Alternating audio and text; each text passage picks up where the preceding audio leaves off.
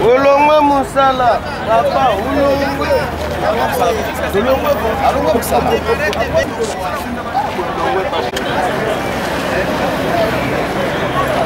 Tilemba, Tilemba fois que commission la première, pour ce maintenant il y a pour ça qui n'a sima DCC.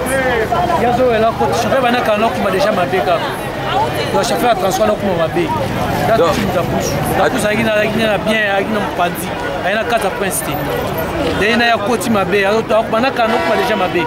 Déjà père moi il y a sima déjà kuna, ana ya rolo déjà chauffeur. Ah ça les gens les bas. Chauffeur n'a déjà ça mabe. Chauffeur ça mabe à tout le monde pousse. Il pousse a un problème. Zane chauffeur. Faut ta chauffeur hein. Il faut ta chauffeur.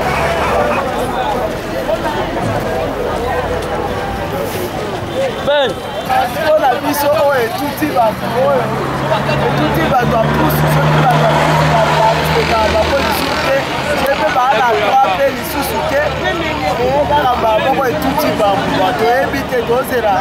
est-ce que tu as poussé en Boukani? Il paraît que tu as faut te dire, transport de la pousse. Car respecté par moi,